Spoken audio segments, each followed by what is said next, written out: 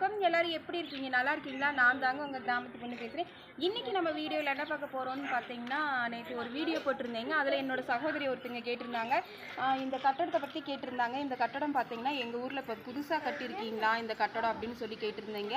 ஆமாங்க சகோதரி, இந்த கட்டடம் வந்து எங்கள் ஊரில் புதுசாக தான் கட்டியிருக்காங்க. அது எதுக்கு கட்டியிருக்காங்கன்னு சொல்லி தான் இப்போ வந்து நான் உங்கள்கிட்ட சொல்ல போகிறேன்.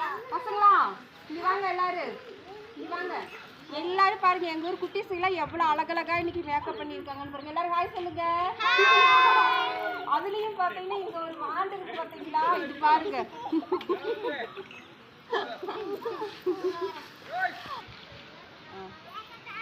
இந்த கட்டடம் எதுக்காக தம்பி, இந்த கட்டடம் எதுக்கு கட்டியிருக்காங்க நம்ம ஊர்ல? இந்த கட்டடம் எதுக்காக கட்டியிருக்காங்கன்னு பார்த்தீங்கன்னா, இது வந்து நாடக கொட்டைங்க. எங்கள் ஊரில் வந்து திருவிழாவெல்லாம் எங்கள் கிராமப்புறத்துல எல்லாம் வைப்பாங்க இல்லைங்களா, அந்த மாதிரி திருவிழா வச்சாங்கன்னா இந்த இடத்துல வந்து தான் நாடகம் நடத்துவாங்க. அப்புறம் வந்து பார்த்தீங்கன்னா எங்கள் ஊர் பசங்கள்லாம் ஸ்கூல் லீவ் அப்போ வந்து இங்கே தான் விளையாடுவாங்க. இங்கே தானே விளையாடுவீங்க, டான்ஸ் ஆடுங்க எல்லாரும். இங்கே தானே விளையாடுவீங்க.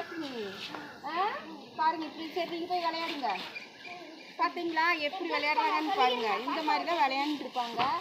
விளையாண்டு சாயந்தரம் ஸ்கூல் போயிட்டு வந்து விளையாடுவாங்க. லீவ் அப்பயும் இங்கே தான் பயங்கரமாக விளையாண்டுருப்பாங்க. இப்போ இந்த கட்டடம் வந்து புதுசாக தான் கட்டினாங்க. 1 வருஷம் தான் ஆகுது இந்த கட்டடம் கட்டி. அது மட்டும் இல்லாமல் எங்கள் ஊரில் வந்து நிறைய கட்டடம் கட்டி விட்டுருக்காங்க. அந்த கட்டடத்தில் அப்புறம் வந்து இன்னும் என்ன கட்டியிருக்காங்கன்னு பார்த்தீங்கன்னா, நாங்களாம் ரொம்ப கஷ்டப்பட்டு துணி துவைக்கிறோன்னு சொல்லி துணி துவைக்கிற இடமும் எங்களுக்கு கட்டி கொடுத்துருக்காங்க. வாங்க அதையும் நான் உங்களுக்கு சுற்றி காட்டுறேன்.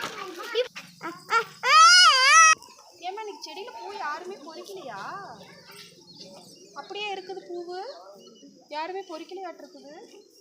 பொறிக்கிட்டா காலையில் பொறிச்சு தரோம் ஸ்கூல் போகிறவங்க வச்சுக்க.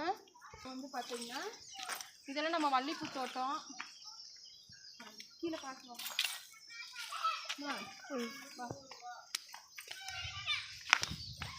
பாருங்க, நல்லா சுற்றி காட்டு. பார்த்தீங்கன்னா துணி துவைக்கிற கல் போட்டிருக்காங்க. அப்புறம் வந்து பார்த்தீங்கன்னா இங்கனையே பைப் லைனும் போட்டு கொடுத்துருக்காங்க. நல்ல வசதி செஞ்சு கொடுத்துருக்காங்க. பார்த்தீங்கன்னா துணி துவைக்கும் போது தண்ணி இங்கேயே பிடிச்சிக்கலாம்.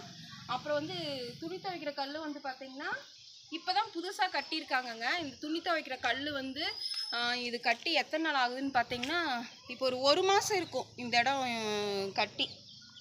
எத்தனை கல் போட்டிருக்காங்க? 2 4 கல் போட்டிருக்காங்க.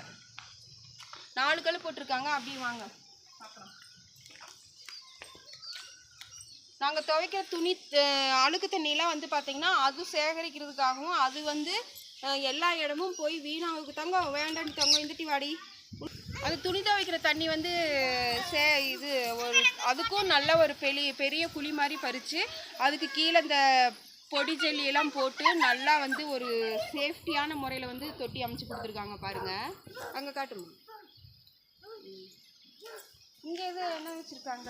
இப்போ வந்து பார்த்தீங்கன்னா எங்கள் ஊர் பிள்ளைகள்லாம் இந்த சைடு வந்து விளையாண்டுக்குவாங்க. ஏன்னா அது உயரமாக இருக்குதுங்களா. இங்கே கீழே உட்காந்து பல்லாங்குழி விளையாடுவாங்க, கபடி விளையாடுவாங்க. அப்புறம் வந்து என்னென்ன விளையாட்டு விளையாடுவீங்க? நொண்டி விளையாடுறாங்களா? அப்புறம் கண்ணாமூச்சி விளையாடுறாங்களா? பாப்பா காட்டுங்க. அப்ப என்ன விளையாட்டு விளையாடுவ? கண்ணாமூச்சி, ஓடி பிடிச்ச எல்லாரும் விளையாடுவோம். அங்க பாருங்க, அங்க ஒரு என்ன பாருங்க, படுத்தே தூங்குறாங்க. லோயஸ் இவருக்கு வந்து பாத்தீங்கன்னா வெக்கம் வேற வந்துடும். லோயஸ் வெக்கம் வருதாடி, வெக்கம் வந்துடும். ஆனா அழகா சிரிப்பாங்க. இங்க பாருங்க, இந்த வாண்டு பாருங்க, இந்த வாண்டு ஹாய் சொல்லு, ஹாய் சொல்லு, ஹாய் சொல்லு, ஹாய் ஹாய். பார்த்தீங்களா எங்கள் ஊர் குழந்தைங்களாம் ரொம்பவே ஜாலியாக விளையாண்டுருக்காங்கங்க. முதல்ல எல்லாம் பார்த்தீங்கன்னா ஒரே கல்லும் மண்ணும் பார்த்தீங்கன்னா கீழே விழுந்து மேலே விழுந்துட்டு பிள்ளைகளுக்கு விளையாடுறதுக்கு இடமே கிடைக்காது. இந்த நாடக கொட்டையை வந்து கட்டினதுக்கு அப்புறம் தான் பிள்ளைங்க வந்து நல்ல சந்தோஷமாக ஜாலியாக வந்து விளையாண்டுருக்காங்க. நேற்று கேட்டாங்க சகோதரி, நீங்கள் கேட்டீங்க, அதுக்காக தான் வந்து இந்த கட்டடம் எதுக்காக கட்டினதுன்னு சொல்லி நான் போட்டாச்சு. முன்னெல்லாம் பார்த்தீங்கன்னா எங்கள் ஊர் ஸ்டேஜ் வந்து போடுவாங்க. எப்படின்னு பார்த்தீங்கன்னா நாடகம் அமைக்கிறதுக்காக, நாடகம் போடுறதுக்கு